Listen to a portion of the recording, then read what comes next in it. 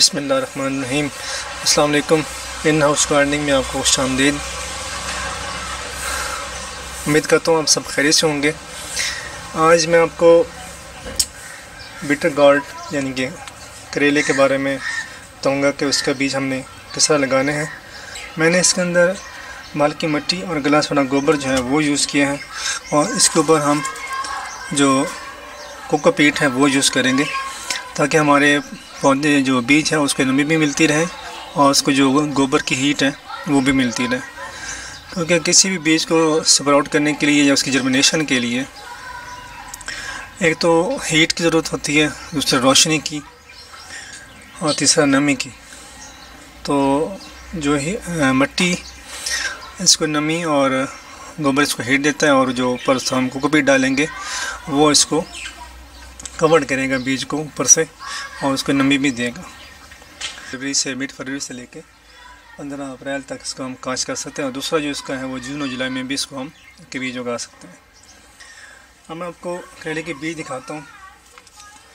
और करेले के बीज क्योंकि बहुत ज़्यादा सख्त होते हैं, इसलिए इसका एक टिप इसकी ये है, इसका तरीका कि हम इसको अगर आसानी से इसको जल्दी जर्मिनेट करना हो तो आप इसको तकरीबन 10 से 12 घंटे या 24 घंटे जितने भी आपको मिलते हैं तो आप इसको पानी में भिगो के रख दें। ये बीज हैं जो कि बिल्कुल नए हैं, इनको मैंने पानी में नहीं भिगोया। और ये जो बीज हैं आपको ये नज़र आ रही है, इनको मैंने पानी में भिगोया था, तकरीबन 12 से 24 घंटे का ड्यूरेशन इनको था, ये पानी में पड़े रहे थे। अब इनमें फ़र्क देखने और इनमें देखने, ये थोड़े से इनमें पानी मिलने की नमी मिलने के थोड़े से फूल गए हैं।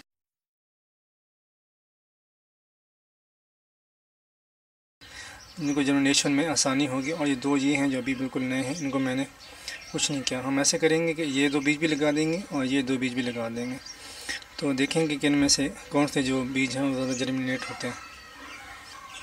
क्योंकि करेले के बीज बहुत ज़्यादा हार्ड होते हैं, इसलिए हम इनको थोड़ा जो गहराई में है वो लगाएंगे।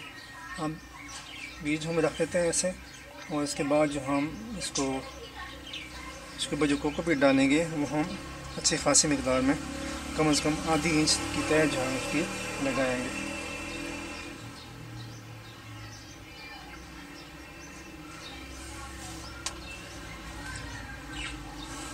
ये इसके बीज मैंने तकरीबन 6 बीज रखे हैं, जिसमें 2 वो हैं जो उनको हमने पानी में नहीं भिगोया, और 4 वो हैं जिनको पानी में भिगोया था। तो अब इसके ऊपर हम कोकोपीट डाल देते हैं। कोकोपीट मैंने आपको बताया था कि इसके ऊपर हम जो कोकोपीट डालनी है और कम से कम आधी इंच की इसके ऊपर तह लगाएंगे कोकोपीट की, ताकि जो डेप्थ है वो ज़्यादा हो जाए और हमारा जो बीज है वो आसानी से स्प्राउट कर सके।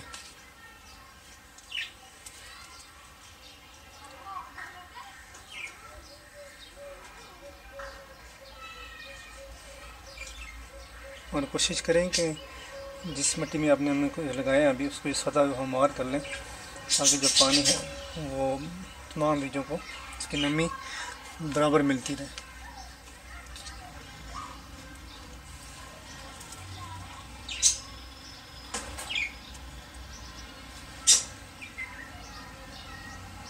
और इसको ऊपर से अच्छी तरह बराबर कर लें।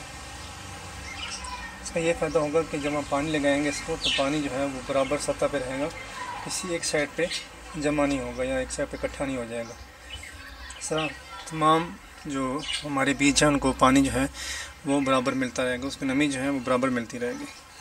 अब हम इसको पानी लगा देते हैं, और हमेशा की तरह पानी जो भी आप लगाएँ स्प्रे के ज़रिए लगाएँ, ताकि बराबर मकदार में पानी सारा इसके ऊपर फैल जाए और कि एक साइड पे पानी इसका ना आ जाए, और ना ही ज़्यादा पानी लगाएं ताकि ये ना हो कि जो हमारी कोकोपीट है वो बह के बाहर आ जाए और जो हमारा बीज है उसको भी ज़्यादा पानी लग जाए। अगर आपके पास नोज़ल स्प्रे नहीं है तो आप तो हल्का सा हाथ के ज़रिए छोटे बर्तन में पानी लेके गिलास वगैरह में हाथ के साथ हल्का हल्का सा ऊपर डाल दें, ताकि इसके जो नमी है वो अच्छी तरह मिल जाए, पानी जो अच्छी तरह लग जाए और जो हमारा बीज है वो भी इधर उधर ना हिले और ना ही हमारे कोकोपीट जो है वो पानी में तैरने लगे। एक दफ़ा इसको आपने अच्छी तरह पानी लगाना है ताकि अच्छी तरह पानी जो है वो कोकोपीट में भी और मिट्टी के अंदर भी उसकी बीज की उसमें भी चला जाए। उसके बाद जो हमने रूटीन में पानी लगाना है वो सिर्फ इतना लगाना है कि इसकी जो नमी है वो बरकरार है कोकोपीट की। अब हम इसको लेबल भी कर देते हैं। मैंने इसका लेबल बना लिया है और उस पर लिख भी दिया है। अब हमारा बीज जो है वो हमने लगा लिया, उसको पानी भी लगा दिया, उसके ऊपर कोकोपीट डाल के उसको लेबल भी कर दिया। उम्मीद करता हूँ कि आपको ये वीडियो पसंद आई होगी और उसमें जो मैंने आपको तरीका बताया वो भी पसंद आया होगा। और आपको वो अगर उसमें कोई चीज़ जो आपको समझ ना आई हो या पूछना चाहते हो तो आप मुझसे मेरे फेसबुक पेज, ईमेल आईडी और मेरे चैनल पे आप मुझे कमेंट्स में मुझसे पूछ सकते हैं और मैं आपको कोशिश करूँगा कि आपको उसके जवाब भी दे सकूँ। और इसको वीडियो को ज़रूर लाइक करें और चैनल को ज़रूर सब्सक्राइब करें ताकि नेक्स्ट वीडियो में जब इसकी जर्मिनेशन कोई होगी या जो भी इसका सिलसिला मैं इसकी वीडियो बनाऊँगा तो मैं इंशाल्लाह आपके साथ शेयर करूँगा। तो नेक्स्ट वीडियो तक के लिए अल्लाह हाफिज़।